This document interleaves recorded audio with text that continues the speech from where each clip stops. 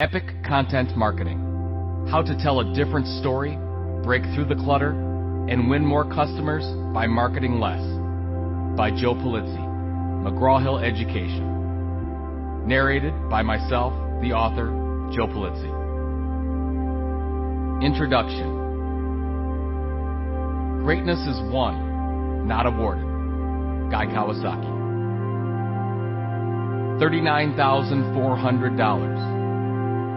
What is the total amount of money we have spent on advertising our company, the Content Marketing Institute, since we launched in April 2007? That's correct, just $39,400. During that time, we've been recognized as the fastest growing startup in Northern Ohio and the 9th fastest growing private media company by Inc. magazine in 2012, just 2 places behind Facebook. We've accomplished these feats in one of the worst economic environments since the Great Depression, with far fewer resources than our competitors. I tell you these things not to boast, but because I believe there is a better way to market. And there's a much better model for business owners and marketers to attract and retain customers. Advertising is not dead, but content marketing is the driver that leading companies now use to capture the hearts and minds of their customers. The secret. I began to use the term content marketing in 2001.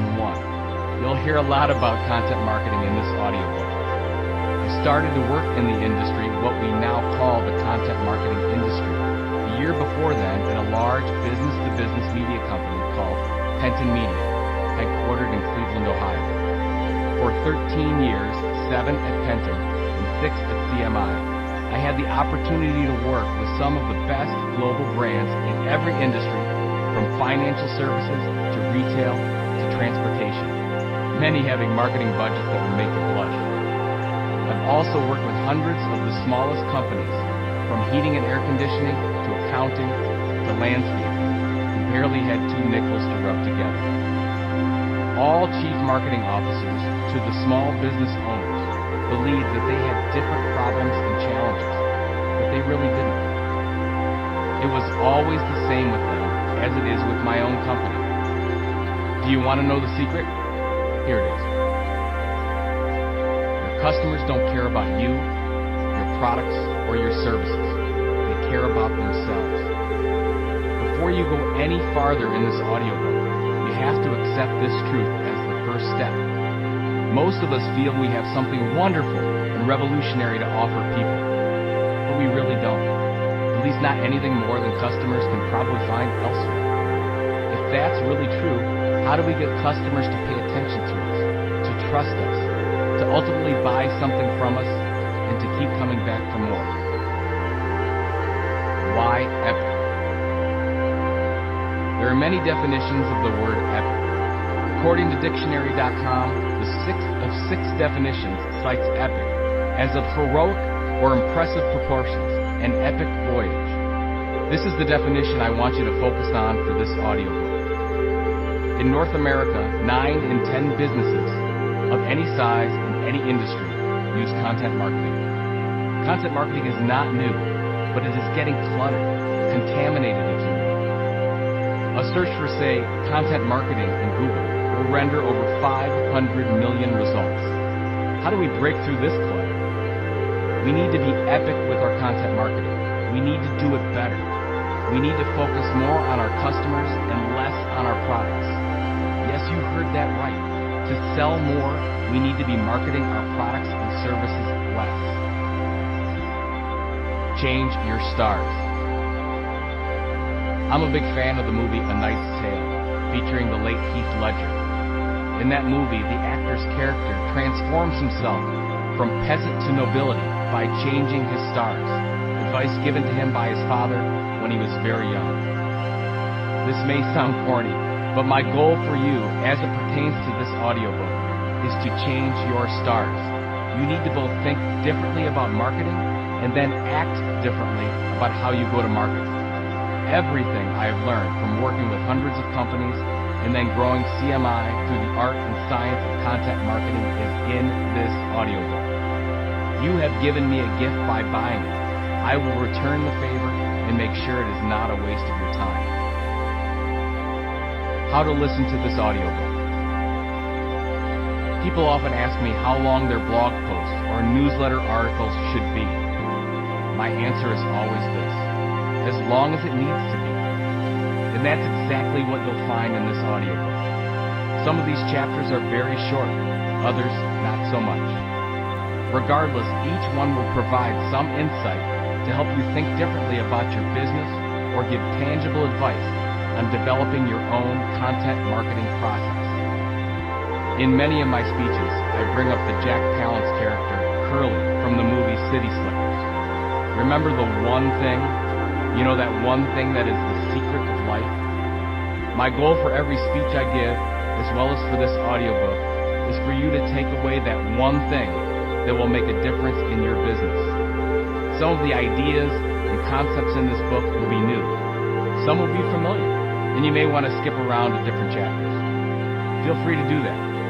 Find that one thing that will help you grow your company and create either more or better customers. Grow. Whether you are a CMO at a Fortune 500 company or own the smallest of small businesses, this book is for those who want to grow their business. Size is not an issue. Whatever your title or role, if you are a part of the marketing process to generate revenue, to help make or sustain a sale, this book is for you. In each chapter, I'll include a section called Epic Thoughts. These are issues to keep in mind to help you think differently about your marketing and concepts that will help change your stars. Good luck, and thank you for deciding to take this epic journey with me. Patience, persistence, and perspiration make an unbeatable combination for success. Napoleon Hill. Hi, this is Joe Pulizzi. I just wanted to say thank you for purchasing the audiobook for Epic Content Marketing and supporting what we are trying to do with the content marketing revolution. I truly hope you enjoy it and get something out of it that will change your life and your business. Now, first up is the foreword from my friend and very smart person, Michael Brenner. Michael is the VP of Content Strategy for a little company called SAP. I asked Michael to write the foreword because, maybe like you, he works in an organization that is trying to figure this whole content marketing thing out. So, without further ado, here's Michael Brenner. Enjoy. Have you heard of SAP? If you are a business professional, then you probably have heard of us. You might know that we are a large, German-based company. Maybe you even know that we sell business software that powers the financial and accounting systems of other large companies. But we are much more than a German-based company. We are much less known to the average consumer. I bet you didn't know that 80% of our customers are actually small or medium-sized businesses. Our software powers 74% of the world's transaction revenue and 97% of the 1.8 million text messages sent every day across the globe. Our customers distribute 78% of the world's food supply, 76% of the world's health and beauty products, 82% of the coffee and tea we drink each day, 79% of the chocolate, and 77% of the beer we drink. Our communications challenges are solved through stories. Stories not about what we sell, but stories that explain what we do for our customers. We believe that the power of stories lies in making the reader and the consumer part of the story. We believe in epic content marketing. Stories are nothing new. They've been around for as long as we have. The earliest humans gathered around the campfire and figured out that effective storytelling was the best way to pass on the information that was vital for survival. They knew that truly connecting with their audience in an emotional way was a matter of life and death. Fast forward 10,000 years or so, and we see that the emergence of the web, mobile accessibility, and social media has changed some of the ways we tell stories. It has allowed anyone to become a content producer and a publisher of content. It allows us to tell stories in as little as 140 characters and 6-second videos. The world is now swimming in content and information. While we as content consumers are having fun creating and consuming all of this content that moves around the world in milliseconds, marketers and businesses are struggling. We are struggling in a growing battle for customer attention. The era of one-way, single-threaded, brand-directed mass communications is officially over. And yet most of the content and the messages coming out of businesses today is firmly stuck in the good old days. As marketing tactics have become less and less effective, businesses have responded by creating more and more promotional content that no one wants, no one likes, and no one responds to. We are responding to a world with too much content by creating more content. And as each piece lands on our websites and in our social streams, we send the same messages to our audience. We only care about ourselves. We care about telling you who we are and what we do. We talk about the big name logos of our customers. We invite you to spend an hour with us so we can tell you how smart we are. We create content about us and for us because we think that is what we are supposed to do. The problem, no one is listening, reading, or acting on all of that content. Email open rates, and click-through rates, telephone contact rates, all going down. The only way to reach our audience in today's information-drenched, content-saturated world is through epic content marketing that emotionally connects with the people we are trying to reach. I met Joe Pulizzi at a conference just a few short years ago. I was so thrilled to meet him because I heard him talking about how content marketing was nothing new, but that it is still a young and immature discipline at many brands. I heard Joe show examples from some of the greatest brands in the world like John Deere, Procter & Gamble, and Red Bull.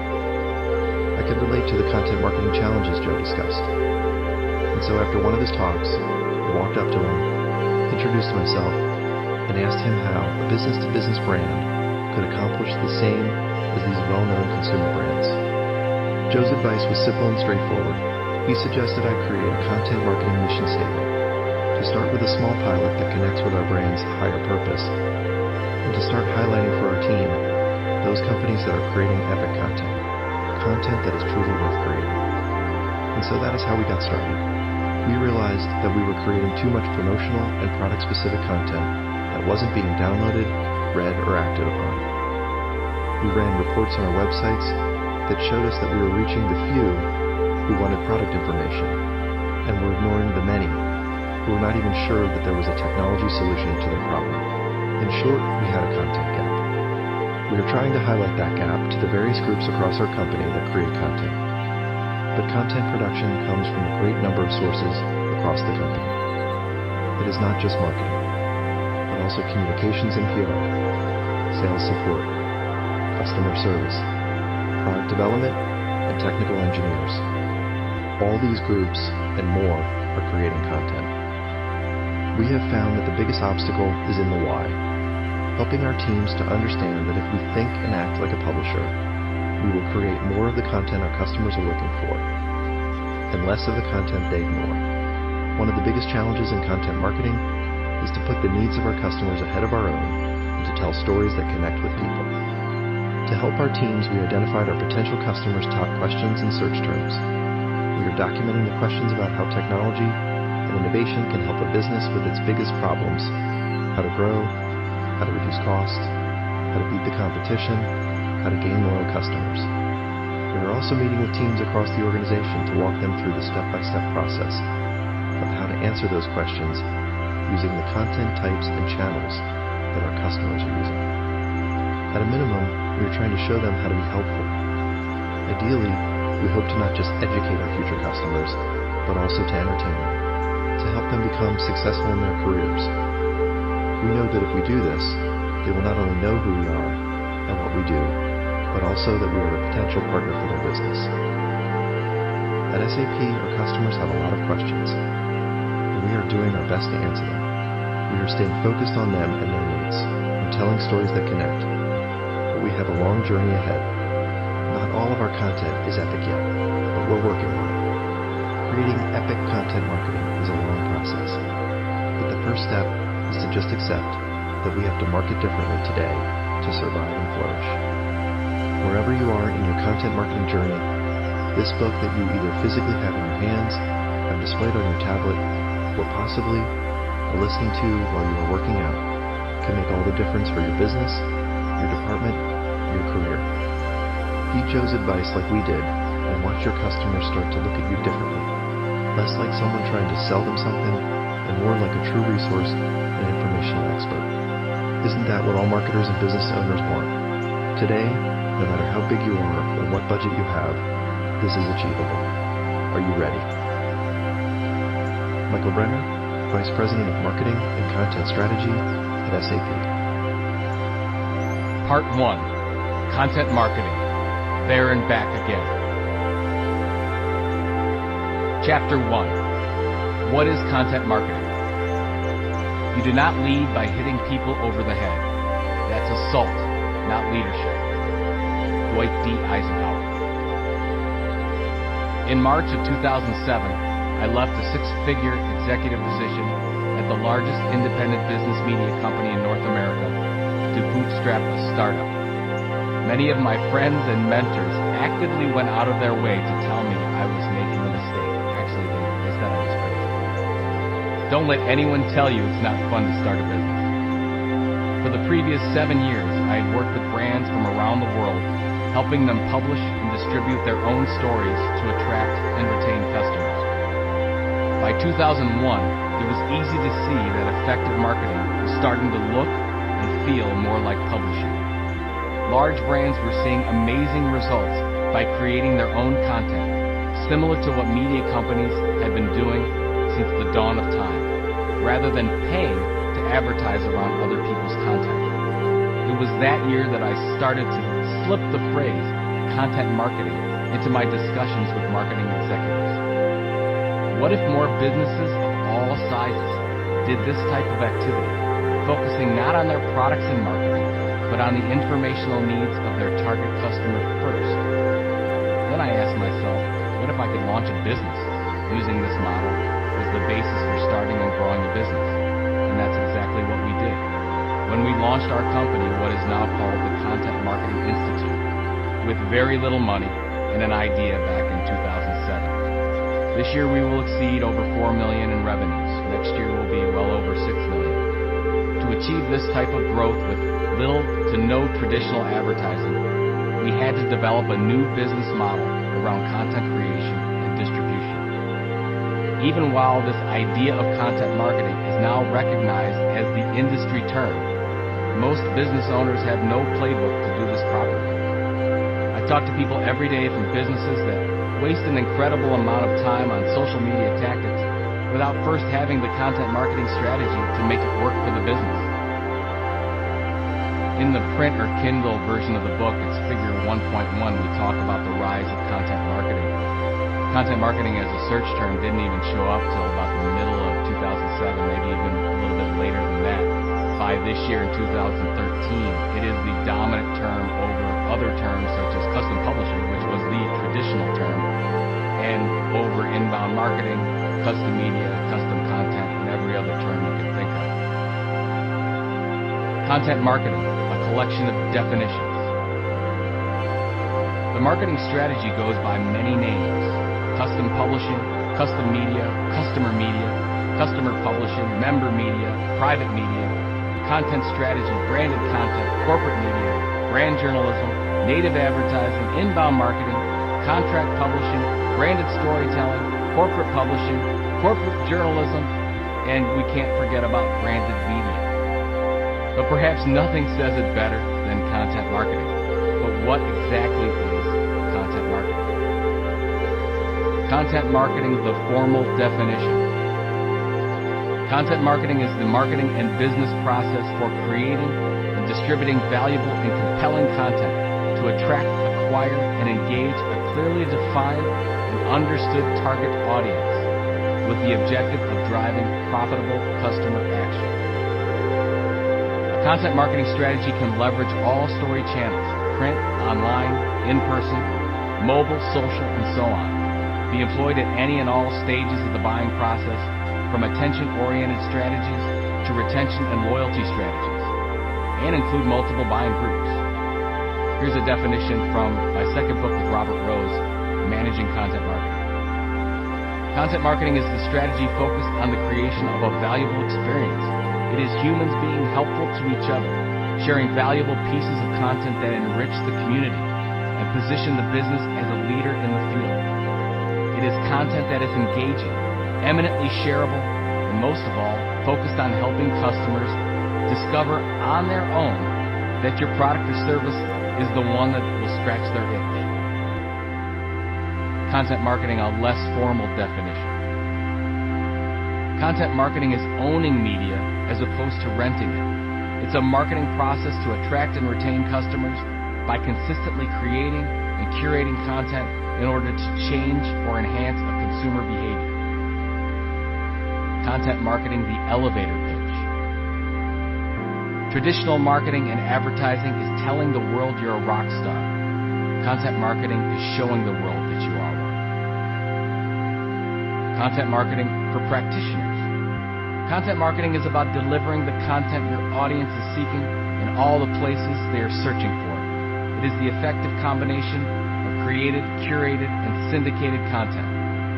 Content marketing is the process of developing and sharing relevant, valuable, and engaging content to a target audience with the goal of acquiring new customers or increasing business from existing customers. Are you tired of definitions yet? Here's one more. Content marketing for non-believers. Your customers don't care about you, your products, or your services. They care about themselves, their wants, and their needs. Content marketing is about creating interesting information your customers are passionate about so they actually pay attention to you. This last definition is my favorite, with kudos to best-selling author David Meerman Scott for helping to popularize this, and the hardest for marketers and business owners to deal with. So often, marketers believe that our products and services are so special, so amazing, that we think if more people knew about them, all of our sales problems would be solved. Marketing by selling less. Basically, content marketing is the art of communicating with your customers and prospects without selling. It is non-interruption marketing. Instead of pitching your products or services, you are delivering information that makes your buyers more intelligent, or perhaps entertaining them to build an emotional connection. The essence of this strategy is the belief that if we, as businesses, deliver consistent, ongoing, valuable information to buyers, they ultimately reward us with their business and loyalty. Don't get me wrong, there's a time for sales collateral, feature and benefit marketing, and customer testimonials about why you are so awesome. If you are like most companies, you have plenty of that content. The problem with that type of content is that it is only critical when your prospect is ready to buy. What about the other 99% of the time when your customers aren't ready to buy? That is where content marketing pays its dues. Ecclesiastes assures us that there is a time for every purpose under heaven. A time to laugh, a time to weep, a time to mourn, and there's a time to dance. And there was a time for this law, but not anymore. A little excerpt from Footloose in 1984, read and played by Kevin Bacon. Here's a quote from it. There was a time when paid media was the best and most effective way to sell our products and services, but not anymore. Inform or entertain. Anyone who tries to make a distinction between education and entertainment doesn't know the first thing about either. Marshall McLuhan. 10 years ago, I had the opportunity to have lunch with Kirk Shavitz, CEO of Story Worldwide, a global content agency. His words at that lunch have always stuck with me. Inform or entertain, Shavitz said. What other options do brands have when communicating with their customers and prospects? Brands serve their customers best when they're actually telling engaging stories. Actually, you have 4 choices. You can inform and help your customers live better lives, find better jobs, and be more successful in the jobs they have now. You can also choose to entertain and begin to build an emotional connection with your customers. These 2 choices help you build a following, like a media company does. More on that. Your third choice is to develop lackluster content that doesn't move the needle. This is content that could be self-serving or promotional. It could also be content that you want to be useful or entertaining, but because of quality, consistency, or planning issues, is ignored by your customers. Your fourth choice is to spend money on traditional marketing, such as paid advertising, traditional direct mail, and public relations. Again, there is nothing wrong with these activities, but this book will show you a better way to use those advertising dollars. Now we're going to go into a little sidebar entitled Content Marketing versus Social Media Marketing. What's the difference? Written by my friend Toby Murdoch, CEO of Post. As I meet with brands and agencies, I still come across people who are totally unfamiliar with the term content marketing. As I begin to explain it, they often respond, "Oh, brands publishing content. You mean social media marketing." Indeed, content marketing heavily involves social media. And of course, in social media, marketers use content to get their messages across. But although there is plenty of overlap between content marketing and social media marketing, they are actually two distinct entities with different focal points, goals, and processes. To help clear the confusion, let's look at major ways in which they differ. Center of gravity. In social media marketing, the center of gravity, the focus of the marketing activity, is located within the social networks themselves. When marketers operate social media campaigns, they're operating inside Facebook, Twitter, Google+, and so on. As they produce content, they place it inside these networks. In contrast, the center of gravity for content marketing is a brand website for the most part, and we'll talk more about this later. Whether this be a branded website such as AmericanExpress.com or a microsite for that brand-specific product, such as Amex's Open Forum. Social networks are vital to the success of content marketing efforts, but in this case, Facebook, Twitter, and Google+ are used primarily as a distributor of links back to the content on the brand's website, not as containers for the content itself. Types of content. In social media marketing, content is built to fit the context of the chosen platform. Short messages in the 140-character range for Twitter, contests, quizzes, and games for Facebook, and so on. With this type of marketing, brands model their behavior after that of the individuals using the social networks. On the other hand, in content marketing, the context of the website permits much longer forms of content. Brands can publish blog posts, videos, infographics, and ebooks, just to name a few. With this type of marketing, brands model their behavior after that of media publishers. Objectives. While both social media marketing and content marketing can be used for a multitude of purposes, social media marketing generally tends to focus on two main objectives. First, it is used for brand awareness, generating activity and discussion around the brand. Secondly, it is used for customer retention and satisfaction. Brands can use social channels as an open forum for direct dialogues with customers, often around issues or questions that consumers may have. In contrast, content marketing's website-based center of gravity enables it to focus more on demand or lead generation. As quality content brings prospects to a brand site, that brand can develop a relationship with the prospect and nurture them toward a lead conversion or a purchase. The evolution of online marketing. We need to think of social media marketing and content marketing less as two isolated options and more as interrelated parts of marketing's ongoing evolution. The internet has unleashed a revolutionary ability for every brand to communicate directly with its customers without the need for immediate industry intermediaries. Social media marketing is the natural first step in this process. Access to users is direct. Users spend lots of time on social networks, and content is generally formatted into shorter chunks, which makes the publishing process relatively easy. But as brands become more familiar with their new role as publisher, the natural progression is to move towards content marketing. Yes, the bar here is higher. In content marketing, brands must produce longer form, higher quality content, and build audiences on their own sites. They must become true media publishers. But the rewards and results are arguably more powerful. Brands can engage more deeply with their customers through content marketing efforts. And by driving consumers to its own website, a brand has a greater opportunity to gain leads and to move them down the conversion funnel. As we all pioneer this new strategy of content marketing, a shared definition of what what we do relative to approaches like social media marketing is invaluable. The new world of content marketing. Let's go back and take a look at the first content marketing definition one more time. But this time I'm going to remove the valuable and compelling from the definition. Content marketing is the marketing and business process for creating and distributing content to attract, acquire, and engage a clearly defined and understood target audience with the objective of driving profitable customer action. Now, do you see the difference between content marketing and the other informational garbage you get from companies trying to sell you stuff?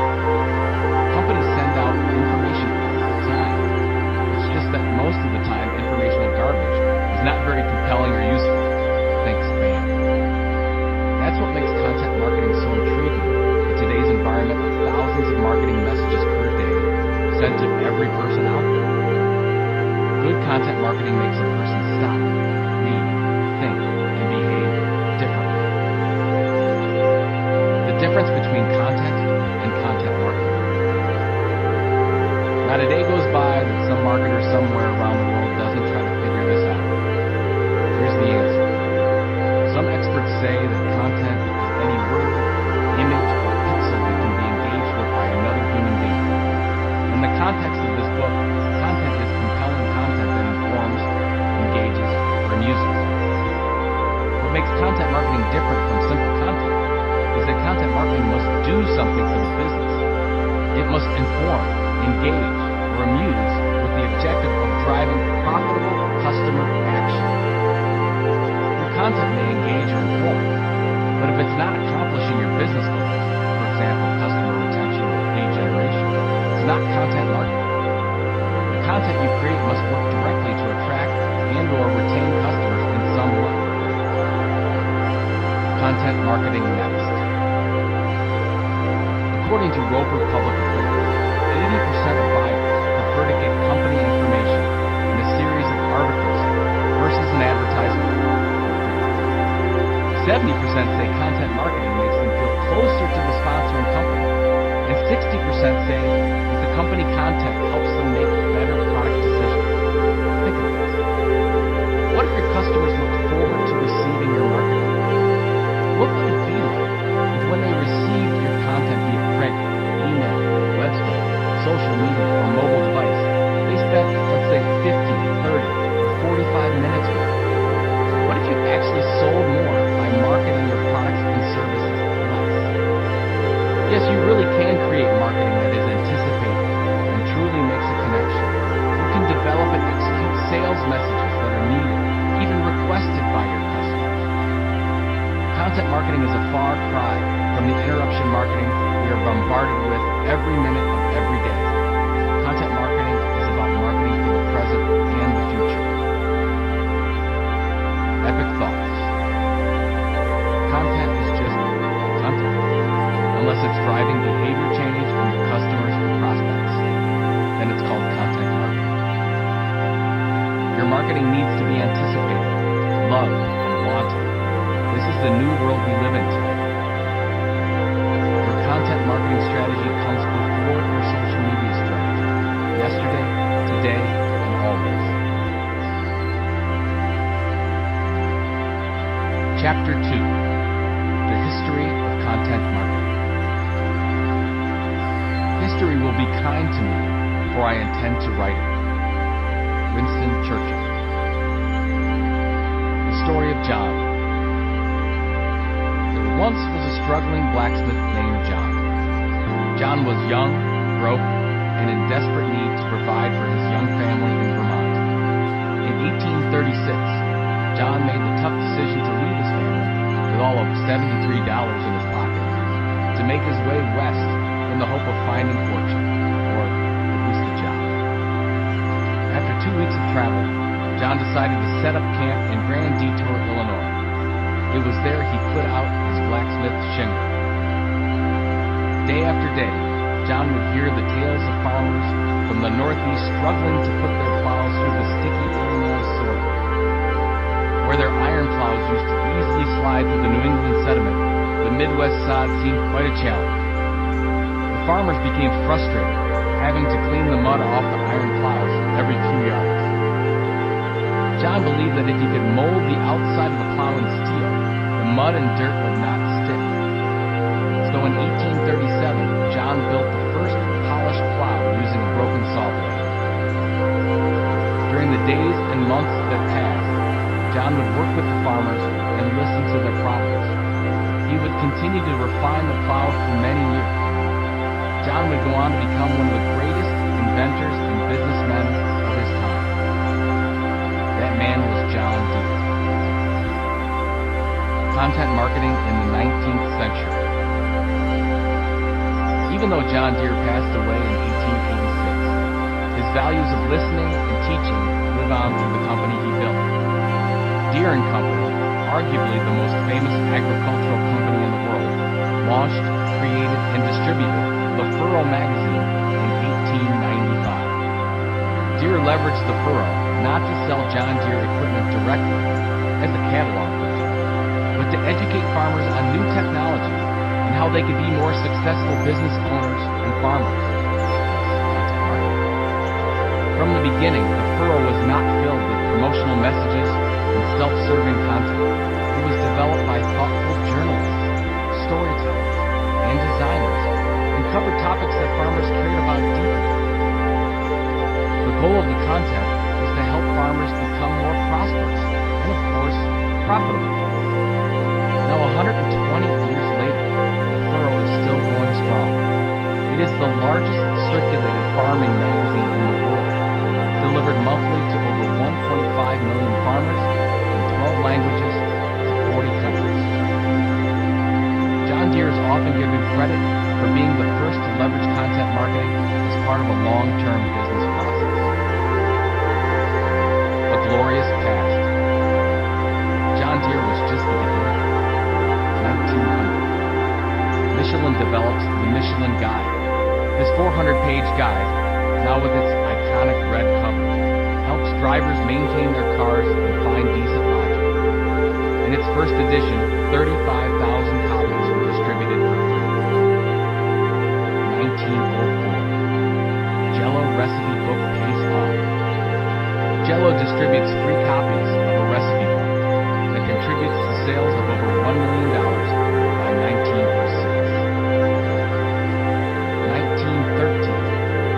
Burns & McDonnell Engineering launch Benchmark. This Kansas City engineering and consulting firm still produces its award-winning Benchmark magazine to this day.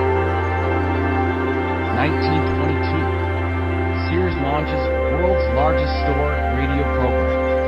The station helped keep farmers informed during the deflation crisis with content supplied by Sears Roebuck Agricultural Foundation. 1930s. Procter & Gamble, P&G, begins its foray into radio serial dramas. This extremely successful initiative, featuring brands such as Duz and Oxydol detergents, marked the beginning of the soap opera. Understanding history.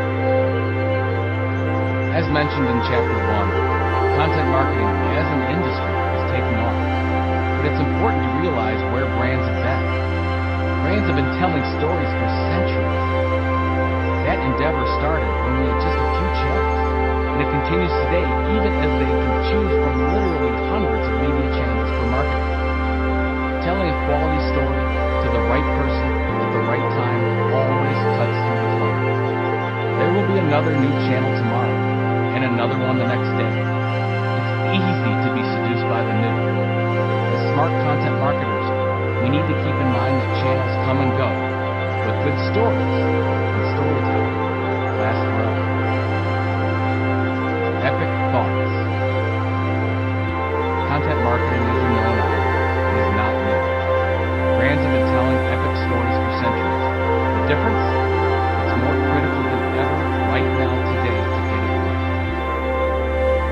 The Furrow magazine is the largest circulated magazine to farmers in the world.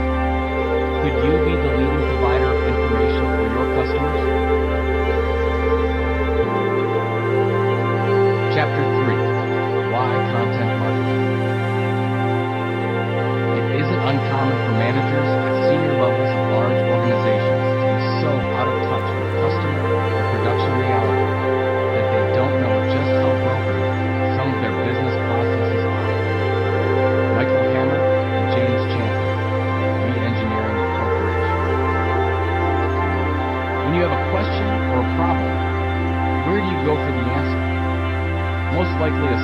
organizations such as Google.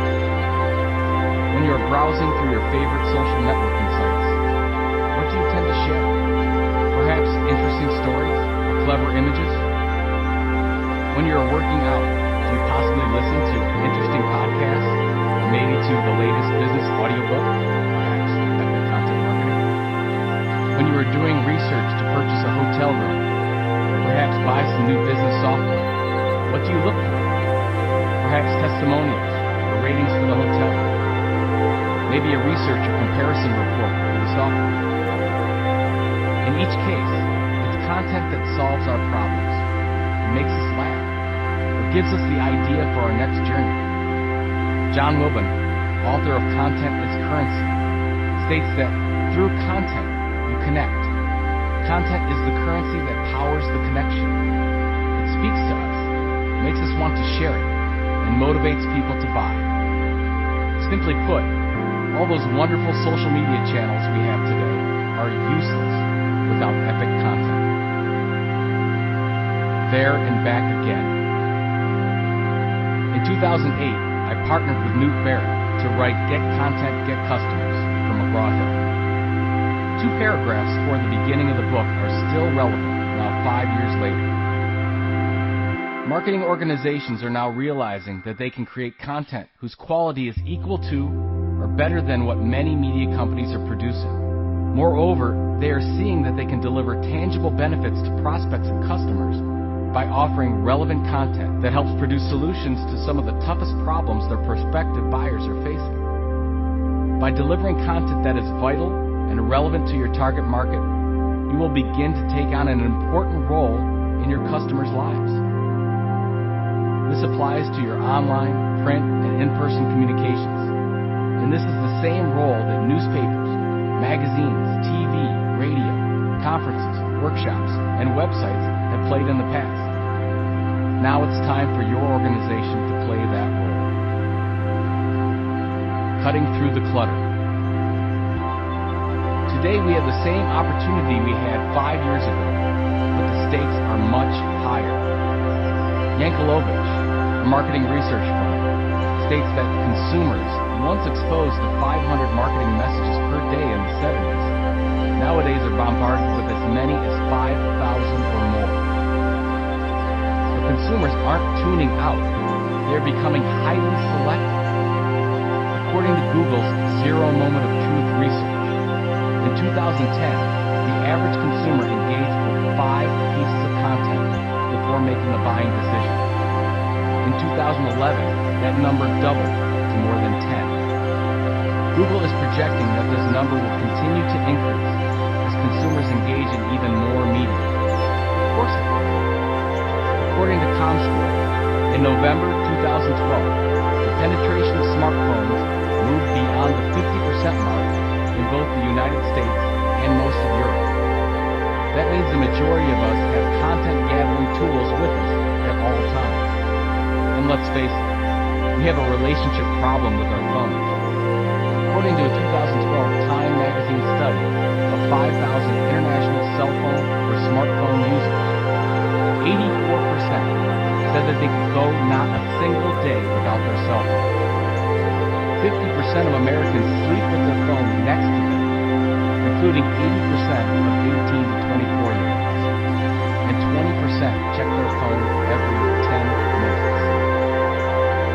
According to a 2012 Pew Internet study, over 50% of cell phone owners engage in content on their cell phones while they are watching video or television content. This means that even though your customers are being inundated with content 24/7, they can and do let messages through if they want or need it. The case for content marketing. Not a day goes by that I don't get a question from someone asking why content marketing is taking off like it is. How long will content marketing last? Is content marketing a buzzword? When will the party end? A correction period. If you follow the stock market at all, then you understand what a correction is. Technically, a correction in the stock market happens when stocks, as a whole, decline at least 10% over a relatively short period of time, usually after a good run-up in stocks. It's called a bull market. Over the past 50 years, we've seen, for the most part, a bull market in paid media. The majority of marketing programs have revolved around paid media of some kind. Even today, many marketing campaigns on the consumer side center around the 30-second spot. Heck, CBS received approximately $4 million for a Super Bowl ad in 2013. Not a bad day's work if you can get it. When I worked at Pet Media in the early 2000s, I had the opportunity to discuss marketing budgets with a number of business-to-business or B2B marketing executives. There were lots of investment in trade show exhibits, print advertising, and sponsorships. The remaining dollars went to public relations. Pennies on the floor went to own media, content marketing. It was clear back then, and it is even clearer today, that most brands were, and are, overweight in paid media and underweight in owned media. The movement, make that the revolution of content marketing, is a necessary correction in the marketplace. Even with content marketing's rise, and in the book there's a nice chart that basically says that the average content marketing budget is now around 33% of overall marketing budgets. The majority of marketing budgets are still residing outside content creation and distribution, so about 70% of that goes to traditional paid media. Reasons for the shift. There are many reasons for this correction. Here are a few to chew on. No technology barriers. In the past, the publishing process was complex and expensive. Traditionally, media companies spent hundreds of thousands of dollars on complex content management and production systems. Today, anyone can publish for free online in 5 minutes, maybe even seconds, or less. Talent availability. Journalists are no longer wary of working with non-media companies. In 2012, CMI performed a workshop for 13 technology companies. Each tech company had an open position for an in-house journalist, managing editor, or content marketing director.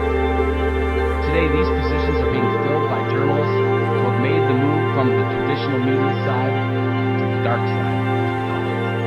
And this trend is just getting started. Content acceptance. You don't have to be the Wall Street Journal to have engaging content that is shared. Consumers are making a decision on the spot as to what is credible and what is not. According to a 2012 Edelman study, millennials, now between the ages of 19 to 34, actually expect brands to develop content for them, with 80% wanting to be directly entertained through content marketing. In addition, Sally Hogshead, author of the fantastic book Fascinating, says that a company has as little as 9 seconds to capture the attention of its customers. That goes for both media and non-media companies. Helpful and compelling content cuts through the clutter. Everything else gets ignored, skipped, or disregarded. Social media. Social media won't work for most brands without valuable, compelling, consistent information creation and distribution. If brands want to be successful on social media, they need to tell companies compelling stories first. According to the 2013 CMI Marketing Prof's Content Marketing Benchmark study, almost 90% of businesses leverage social media to communicate with their customers. This type of penetration means that more organizations are trying to figure out what kind of content to put into those social media channels. Google. Google's most recent major algorithm, or how Google determines its search engine rankings, updates like Penguin and Panda, show that the company is putting more and more importance on content sharing. From what Google will tell us, content shared from credible sources is key to being found in search. So if you want to be found in search engines, it's almost impossible to game the system, sometimes called black hat search engine optimization, without a solid content marketing strategy. Now don't get me wrong, I'm not a traditional marketing hater. I believe that an integrated program of paid, earned, and owned media works best. Simply put, most of us are still overweight in paid media. Until we see more substantial resources shift to the owned media side of the house, this correction will continue. Your content responsibility. Media companies often make the case that their content is different because they take an unbiased stance on their content creation. When that case is presented, I generally bring up media organizations such as MSNBC, which leans liberal, and Fox News, which leans conservative. Every company, no matter what it sells, has an inherent bias in one direction or another, whether that bias is known to the organization or not. Does that mean that we'll be seeing non-media companies start to cover industry news? Well, yes. In fact, that is already happening. Adobe, one of the largest software and analytics companies in the world, runs a content site called CMO.com. CMO.com is a daily news source for marketing executives, covering topics from social media to marketing leadership. Many times it covers news about the industry and includes interviews with the leading CMOs and cutting-edge reports, even though it isn't an unbiased source. Tim Moran, editor-in-chief of Adobe's CMO.com, believes that CMO.com fills an important need for both Adobe and the marketing community. Tim says, yes, CMO.com is a marketing initiative for Adobe, but it's much more than that. Tim believes that Adobe should have a strong industry voice, and that it's our responsibility to cover the marketplace, providing helpful and relevant content for our customers and prospects. The more our readers know and understand, the better for them and for Adobe. And Tim knows the value of helpful content, serving as editor for major media companies such as United Business Media and CMP for over 20 years. Tim believes as long as Adobe is transparent that the content is coming from its customers, prospects, and readers appreciate the value that the company is bringing to the table. For companies such as Adobe and John Deere, content marketing is not just a nice thing to have, but an integral part of the organization's culture and communication strategy. Content marketing is part of how they go to market. Does traditional media have a funding problem? At the beginning of 2013, the IAB, Interactive Advertising Bureau, held a one-day event on the state of the media business as it pertains to content marketing. During the event, one publisher stood up and announced, "We simply do not have the resources that our advertisers have. We cannot hire the quality journalists and do the amount of research necessary for the amount of funding advertising that we get. But at least all my journalist friends who were terminated for budget reasons are finding homes on the brand side." According to Advertising Age, Procter & Gamble of P&G was the largest spender of advertising in 2011 at a clip of $5 billion. Just for perspective, the New York Times company's properties, which includes the New York Times and the Boston Globe, did $2 billion in total revenue in 2012. That means P&G, all by itself, spent 2.5 times more on advertising, just advertising, than the New York Times collects in a year. To further the point, as of February 2013, Apple had $137 billion in cash sitting in the bank. Apple could buy the New York Times, and it would still have enough cash to do, well, pretty much whatever it wanted to. Tom Poremski, a technology reporter for ZDNet, believes that content marketing, what he calls corporate media, can be the answer to the funding problems of real journalism. Mr. Poremski contends that special interests have so much money and are so influential that gatekeepers traditionally involved in media and the creation of real journalism are all but gone. In particular, Mr. Poremski highlights the recent takeover attempt of Australia's Fairfax Media. And he says in this quote, "Take a look at Australia, where multi-billionaire mining magnate Gina Rinehart has been trying to acquire Fairfax Media, publisher of top newspapers, in a bid to counter anti-mining forces. We'll see more of that as newspapers and other traditional media continue to weaken." Simon Sproul, head of global marketing for Nissan, has been building up his content marketing team for years, working to position Nissan as a trusted information provider for his customers and prospects. At the same time, he's hesitant to invest in paid media. He says here, "I don't have the confidence that traditional news organizations will be able to survive the transition to the new business model. Why should I invest large amounts of money over the next few years in a failing enterprise?" The point is this: traditional media outlets, where consumers used to get the majority of their information, simply do not have the resources that non-media companies have to compete for the long term. The same goes for smaller businesses that want to compete with a niche blog that they need, all the way up to the SAPs and Oracles of the world. Brands like Nissan are jumping on this opportunity. Hunting an audience. Hopefully by now you've figured out that publishing is not dead, and far from it. In fact, publishing has never been stronger. What is dying is the business model of ad-supported content. This leaves an opportunity for you, if and only if you put the processes in place to tell valuable and helpful stories for your customers and prospects.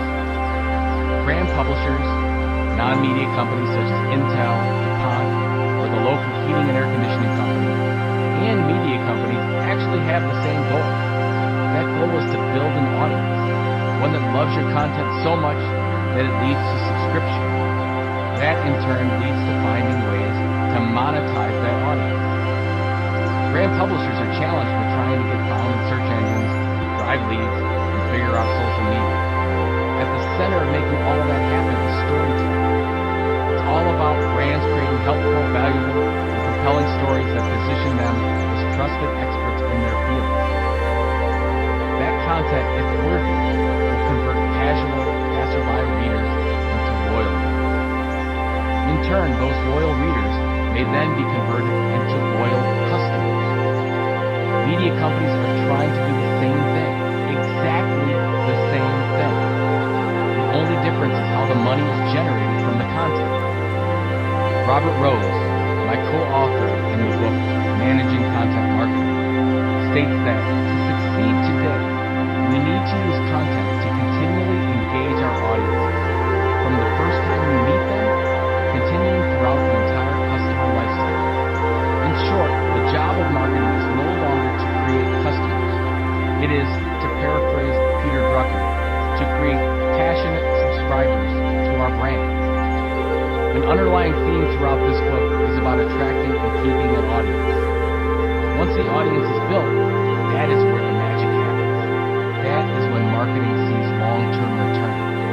Content marketing without a loyal audience is not content marketing at all. But content can't accomplish much without an engaged audience. And even though this book presents some thoughts about how media companies are competing with you for the same audience, they can be powerful partners to help you grow and sustain your audience. Epic thoughts. Your customers are exposed to over 5,000 marketing messages per day. Are your messages cutting through the clutter and making impact? In the past, entering the content creation and distribution business was filled with all kinds of barriers. Today, all those barriers are gone, paving the way for you if you choose. The future of media is not the media. It's brands like yours. Like it or not, your competitors are starting to wake up to this fact on social media. Chapter 4. The Business Model of Content Marketing. People get into a rhythm that makes them resistant to change. To understand the mindset, try switching hands when you brush your teeth in the morning. Gary Gessman, Deer & Company. There have been many examples of content marketing throughout the years. Yes, John Deere sells tractors to farmers, but John Deere is also a publisher. Deere creates and distributes content just like any media company in the agricultural space, but the business model behind it is very different from others. Show me the money.